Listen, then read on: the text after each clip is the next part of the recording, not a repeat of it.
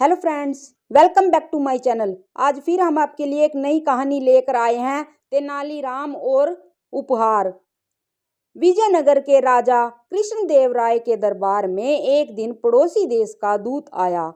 यह राजा कृष्णदेव राय के लिए अनेक उपहार भी लाया था। विजयनगर के राज दरबारियों ने दूत का खूब स्वागत सत्कार किया। तीसरे दिन जब दूत अपने देश जाने लगा तो राजा कृष्णदेव राय ने भी अपने पड़ोसी देश के राजा के लिए कुछ बहुमूल्य उपहार दिए।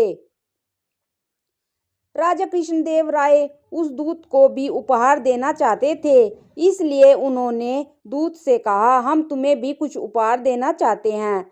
सोना, चांदी, हीरे, रतन, जो भी तुम्हारी इच्छा हो मांग लो।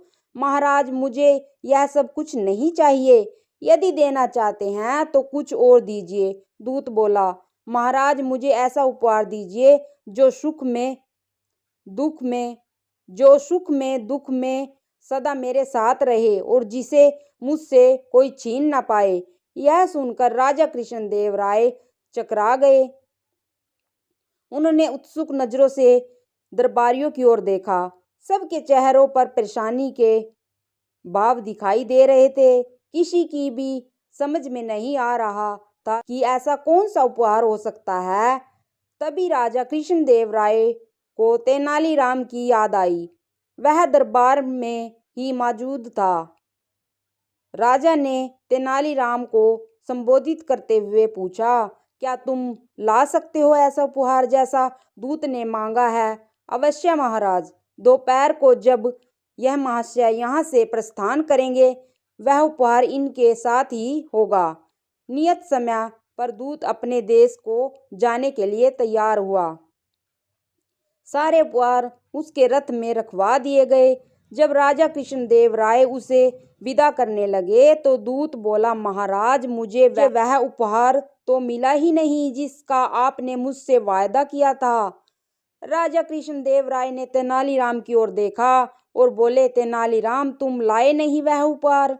इस पर तेनालीराम हंसकर बोला, महाराज, वह उपहार तो इस समय भी इनके साथ ही है, लेकिन यह उसे देख नहीं पा रहे हैं। इनसे कहिए कि जरा पीछे पलट कर देखें। दूत ने पीछे मुड़कर देखा, मगर उसे कुछ भी नजर न आया।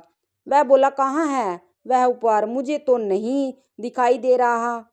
तेनालीराम मुस्कुराए और बोले, जरा ध्यान से देखिए दूत महाशय, वह उपहार आपके पीछे ही है। आपका साया अर्थात आपकी परछाई सुख में दुख में जीवन भर यह आपके साथ रहेगा और इसे कोई भी आपसे नहीं छीन सकेगा। यह बात सुनते ही राजा कृष्णदेव राय की हंसी छूट गई। दूत भी मुस्कुरा पड़ा और बोला, महाराज, मैंने तेनालीराम की बुद्धिमत्ता की काफी तारीफ सुनी थी, आज प्रमाण भी मिल गया। तेनालीराम मुस्कुरा कर रह गया। Thanks for watching.